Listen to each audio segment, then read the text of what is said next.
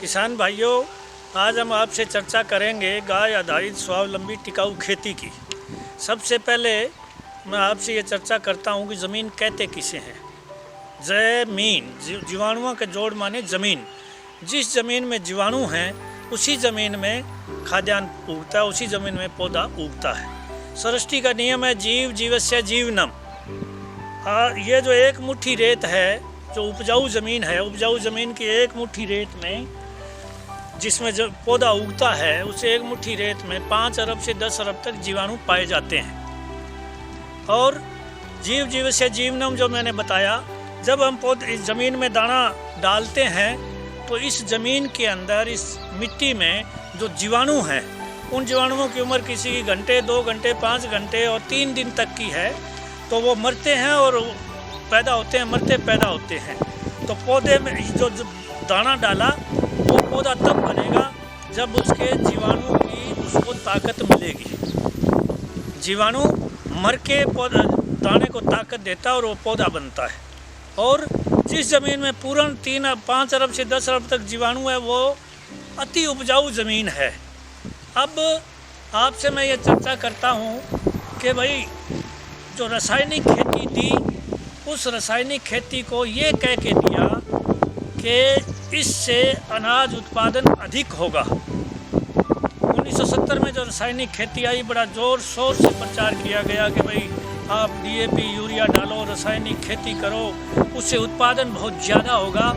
ये 100% गलत बात है, 100% ये झूठी बात है। किसानों की आंख पे पट्टी बांधी गई। रासायनिक खेती से उत्पादन नहीं बढ़ा, उत्पादन बढ़ा सिंचित एरिया बढ़ने से। किसान भाइयों, 1970 में आप अपने गांव में अंदाज़ा लगा लें कि 100 में से 25 या 30 एकड़ में ही सिंचाई होती थी। उस समय नहरें कम थी, माइनर कम थे, खाल कम थे। 1970 के बाद जो हरित क्रांति आई, हरित क्रांति का नाम दिया, रासायनिक खेती जो आई, उसके बाद बहुत तेज़ गति से माइनर बने, नहरें बनी नई और खाड़ बने और सिंचित एरिया बढ़ा। सिंचित एरिया बढ़ने से अनुत्पादन अधिक हुआ, ना कि DAP यूरिया से। DAP यूरिया ने तो उत्पादन को ख़त्म किया। 1980 तक जहां मूंग, मोठ, बाजरा, ग्वार और ये आपकी दालें, चने और ये सरसों ये होती थी, वहाँ इस DAP यूरिया के प्रयोग के बाद उन इलाकों में दालें होनी बंद हो गई। उत्पादन कम होना शुरू हो गया। दालें देश बाहर से मंगवाता है। ये बात अच्छी तरह से समझ लें कि 1970 से पहले पूरे देश के अंदर जो ये जहां हम खड़े हैं, ये नरमे कपास का बेल्ट है। पंजाब में सिरसा, फतेहाबाद, हिसार, टोहाना, ये रतिया, नरमा कपास का पूरा बीज गुजरात का किसान देता था। और मुझे याद है, मेरे अपने खेत में 30 मन प्रति एकड़ नरमा होता था। गन्ना बहुत गजब का होता था। सारे बीज अपने थे। उन बीजों में कोई बीमारी नहीं आती थी। रासायनिक खेती के नाम पर बड़ा ज़ोर शोर से प्रचार किया कि कंपनियों के बीज लो, उन्नत बीज लो, और उन उन्नत बीज के नाम पर किसान को गुलाम कर दिया। किसान की ज़मीन को बंजर बनाना शुरू कर दिया। बीज सबसे बड़ी बीमारी है। तो ये रासायनिक खेती के सबसे बड़े नुकसान ये हुआ कि बीज हमने अपने ख़त्म कर दिए।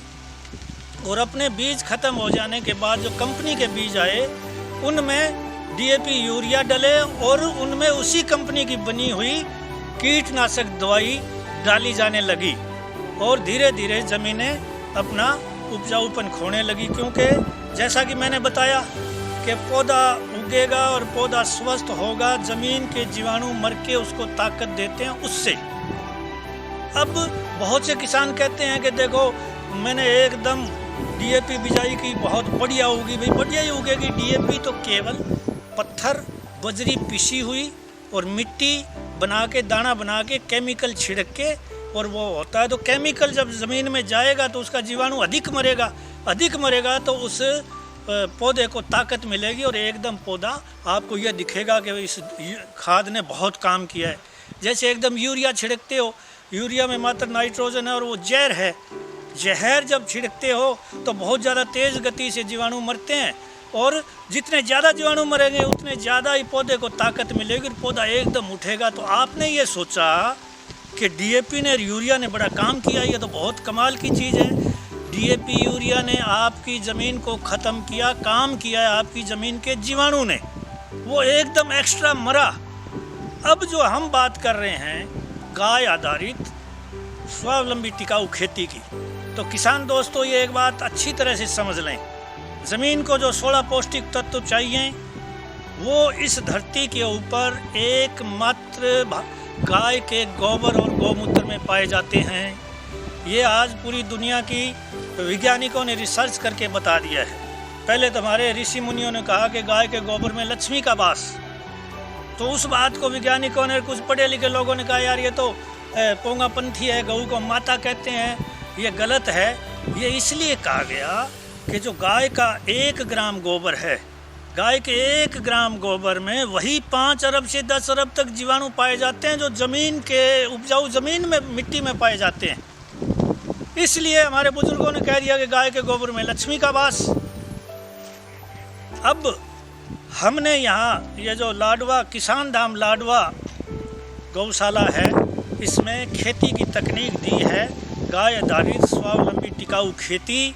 यहाँ आप ये जो देख रहे हैं सब्जी की खेती और बहुत सी खेती जगह जगह हम किसानों को करवा रहे हैं। जो हम यहाँ खाद बना रहे हैं वो गाय के गोबर गौमूत्र से और बाकी बायोमैन्योर से, जो आपका कूड़ा कचरा और पेडी है, जो आपकी धान की पेडी की बहुत बड़ी समस्या है, उसको लेकर ये बनाया जाता है। जितना भी कूड़ा कचरा है गाय के गोबर का घोल उसमें गौमूत्र मिलाकर हम डाल देते हैं, तो बहुत तेज़ गति से उसके जो जीवाणु है वो काम करते हैं और उस कूड़े कचरे को खाद में परिवर्तित कर देते हैं। और आज थोड़ा सा ज़मीन अम्ली हो गई है, शराबी हो गई है, यानी कि नशई हो गई है डीएपी यूरिया की वजह से।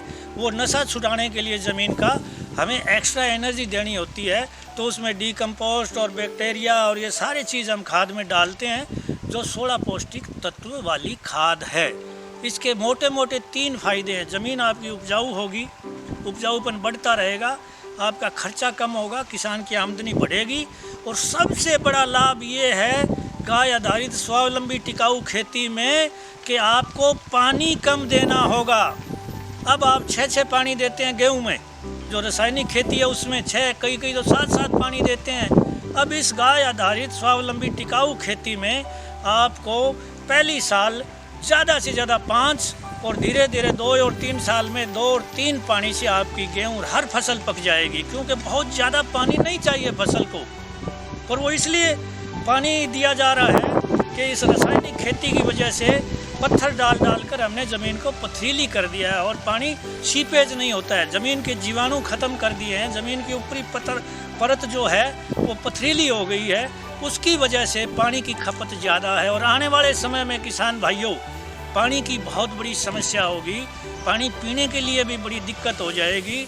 इसलिए आपको और हम सबको मिलकर अब इस रासायनिक खेती को एकदम बंद करना, और ये हमारी गारंटी है, श्योरिटी है, और हम दावा करते हैं, कोई भी वैज्ञानिक हमारे सामने आके डिस्कस करे, चर्चा करे कि रासायनिक खेती बंद कर देने से अगर खाद्यान्न कम होता है तो हम हर तरह से उसके जिम्मेवार है। खाद्यान्न कम नहीं होगा, खाद्यान्न बढ़ेगा, किसान की आमदनी दुगनी होगी, और कोई सोर्स